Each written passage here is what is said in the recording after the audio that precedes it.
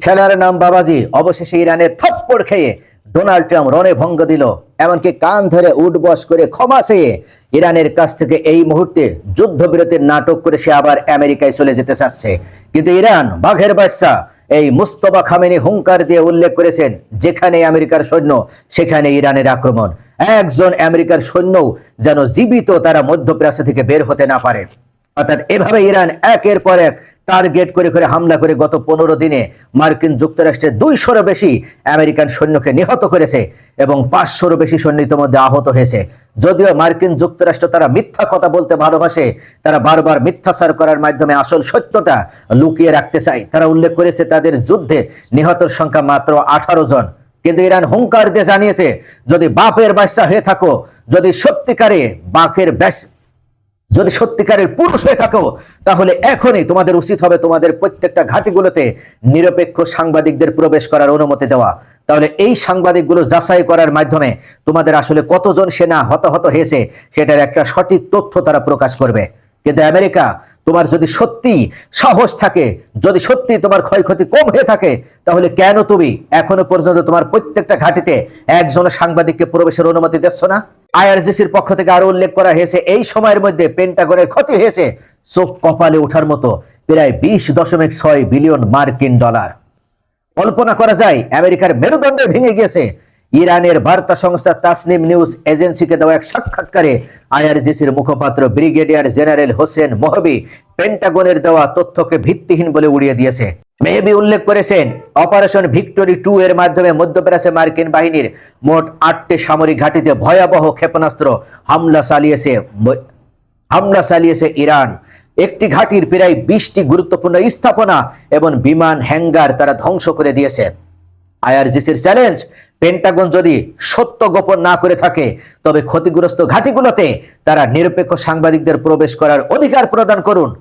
নিরপেক্ষ সাংবাদিকদের প্রবেশ করার সুযোগ দেওয়া হোক, তাহলেই তো প্রমাণিত হয়ে যাবে যে ইরান সত্য বলছে নাকি আমেরিকা সত্য বলছে। পেন্টাগনের বাজেট এবং প্রতিরক্ষা চুক্তির তথ্যের উপরে ভিত্তি করে তাসনিম নিউজের এক পর্যালোচনায় উঠে এসেছে ক্ষয়ক্ষতির এক ভয়াবহ চিত্র। গত 2 সপ্তাহে ধ্বংস হওয়া মার্কিন সামরিক সরঞ্জাম ও অবকাঠামোর আনুমানিক ক্ষতি প্রায় 20.6 বিলিয়ন মার্কিন ডলার। অর্থাৎ ইরানকে পঙ্গু করতে আসা এই আমেরিকার এই মুহূর্তে একেবারে লুঙ্গি খুলে গেছে। তাদের এই মুহূর্তে গায়ে দেওয়ার মতন একটা কাপড় আর অবশিষ্ট নেই। আকাশ প্রতিরক্ষা এবং রাডার ব্যবস্থার ক্ষেত্রে আমরা যদি দেখি, তাহলে তাদের সবচেয়ে বড় আঘাত এসেছে এই জায়গায়। 4টি প্যাট্রিয়ট ডিফেন্স কমপ্লেক্স একেবারে গুড়িয়ে দেওয়া হয়েছে। 6টি উচ্চ ক্ষমতা সম্পন্ন প্যাট্রিয়ট রাডার সহ ধ্বংস হয়েছে প্রায় 7.5 বিলিয়ন ডলারের সামরিক সরঞ্জাম। লজিস্টিক এবং অবকাঠামোর ক্ষেত্রে তাদের 17টি অস্ত্রাগার ধ্বংস হয়েছে, 6টি মিসাইল সাইলো এবং গুদাম সহ ক্ষতি হয়েছে 6.8 বিলিয়ন ডলারের। বিমানের ক্ষয়ক্ষতি আরো ভয়াবহ। ধ্বংসের তালিকায় রয়েছে 11টি যুদ্ধ বিমান, হেলিকপ্টার, 17টি কৌশলগত ড্রোন, গোয়েন্দা ড্রোন, একটি F-15 যুদ্ধ বিমান, একটি P-8 সামুদ্রিক টহল বিমান, একটি C-17 পরিবহন বিমান এবং 8টি আকাশে জ্বালানি সরবরাহকারী ট্যাঙ্কার বিমান। কমান্ড আর কন্ট্রোল সেন্টার আমরা যদি দেখি, তাহলে কয়েক ডজন রাডার এবং কমান্ড সেন্টার ধ্বংসের মাধ্যমে পেন্টাগনের যোগাযোগ ব্যবস্থায় বড় ধাক্কা দেওয়া হয়েছে ইরানের পক্ষ থেকে, যার আর্থিক মূল্য প্রায় 2.8 বিলিয়ন ডলার। অর্থাৎ ইরানের বিরুদ্ধে লড়াই করার মতন আর এক বিন্দু পরিমাণ শক্তি আমেরিকার অবশিষ্ট নেই। আর যে কারণে তারা অবশেষে এই মুহূর্তে যুদ্ধবিরতি করছে। ডোনাল্ড ট্রাম্প হঠাৎ করে আজকে সকালে তিনি মিডিয়ার সামনে উপস্থিত হওয়ার মাধ্যমে তার সেনাদেরকে নির্দেশ দিয়েছে ইরানে যেন আর একটি আক্রমণ করা না হয়। কিন্তু কেন? গত রাত পর্যন্ত তো 13তম হামলা পরিচালনা করা হয়েছে। আমেরিকা হাজারের কাছাকাছি অর্থাৎ শত এক দিনে বিমান হামলা চালিয়েছে। এই 13 দিনে প্রায় 1500 বেশি বিমান হামলা চালানো হয়েছে, ক্ষেপণাস্ত্র হামলা চালানো হয়েছে, ড্রোন হামলা চালানো হয়েছে। ইরানের 5টা প্রদেশ, আহবাজ প্রদেশ থেকে শুরু করে একেবারে বুশেহর প্রদেশ, এমনকি হরমুজগান প্রদেশ, শিরিক প্রদেশ, বন্দর আব্বাস, প্রত্যেকটা জায়গাতে এমন ভাবে হামলা করা হয়েছে যেন ইরান কোনোভাবে হরমুজ প্রণালীতে নিয়ন্ত্রণ আরোপ করতে না পারে। কিন্তু তারপরও কি ইরানের কাছ থেকে 1 ইঞ্চি হরমুজ প্রণালী তারা উদ্ধার করতে পেরেছে? ডাকাতি করে তারা কি ছিনতাই করে নিতে পেরেছে? পারেনি। কেননা এই হরমুজ প্রণালী একমাত্র ইরানের। গোটা বিশ্ব একদিকে হবে আর ইরান হরমুজ প্রণালীর উপরে নিয়ন্ত্রণ রাখবে। কোনো শক্তির ক্ষমতা নেই ইরানের হাত থেকে হরমুজ প্রণালীর নিয়ন্ত্রণ ছিনিয়ে নিতে পারে। তবে ইরান শুধু এবার আমেরিকার বিরুদ্ধে তারা হুঙ্কার প্রদান করছে তা কিন্তু নয়। ব্রিগেডিয়ার জেনারেল হোসেন মোহবি স্পষ্ট ভাষায় জানিয়ে দিয়েছেন, আমরা ইতোমধ্যে গোয়েন্দা তথ্যের ভিত্তিতে জানতে পেরেছি যুক্তরাষ্ট্রের B-1 বোমারু বিমান সম্প্রতি যুক্তরাজ্যের বিমান ঘাঁটি ব্যবহার করে আমাদের ভূখণ্ডে আক্রমণ চালিয়েছে। যুক্তরাজ্য এবং উপসাগরীয় কোনো আরব দেশ বা যদি অন্য কোনো রাষ্ট্র মার্কিন বাহিনীকে তাদের ভূখণ্ড ব্যবহার করে ইরানে আক্রমণ করার সুযোগ প্রদান করে, সহায়তা করে, তাহলে তাদেরকে এবার ইরানের বৈধ সামরিক লক্ষ্যবস্তু হিসেবে ধরে নেওয়া হবে। ইরান এবার তাদের দেশেও হামলা চালাবে। মনে রাখতে হবে, যুক্তরাজ্য ইরান থেকে তোমাদের দেশের দূরত্ব মাত্র 4000 কিলোমিটার, কিন্তু ইরানের হাতে 14,000 কিলোমিটার রেঞ্জের শক্তিশালী ক্ষেপণাস্ত্র আছে। যদি তোমরা তোমাদের শহরগুলো ধ্বংস হতে দেখতে না চাও, যদি তোমাদের সাজানো গোছানো সুসজ্জিত শহরগুলোকে গাজা উপত্যকার মতন ক্ষত বিক্ষত দেখতে না চাও, তাহলে তোমাদের উচিত হবে আমেরিকাকে লাঠি দিয়ে ছুঁড়ে ফেলে দেওয়া এবং ইরানের সাথে বন্ধুত্ব না করলেও অন্তত ইরানে আক্রমণ করার জন্য তোমাদের ঘাঁটি ব্যবহার করতে না দেওয়া। যদি এই ভুল তোমরা আবার করো, তাহলে মনে রাখবে ইরান বৈধ টার্গেট হিসেবে তোমাদের দেশে আক্রমণ করবে। এরপর পরে যুক্তরাজ্যের ভিতরে কাঁপুনি ধরে গেছে, তাদের ভিতরে থরথরানি শুরু হয়ে গেছে, তারা ভয় পেয়ে গেছে, উল্লেখ করেছে যে আমরা কখনো আর ইরানে আক্রমণ করার জন্য আমাদের ঘাঁটি ব্যবহার করার অনুমতি দেব না। এদিকে মধ্যপ্রাচ্যের এই উত্তেজনার মাঝে আফ্রিকার সুদানেও বড় ধরনের পরাজয়ের মুখে পড়েছে সংযুক্ত আরব আমিরাত।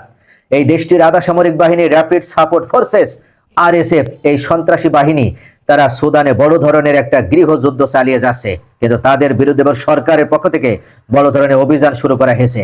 সুদানের সার্বভৌম পরিষদের উপদেষ্টা আমজাদ ফারিদ আল তায়েব স্পষ্ট করেছেন, তারা কোনোভাবেই দেশের বিভক্তি কিংবা মিলিশিয়াদের শাসন মেনে নেবে না।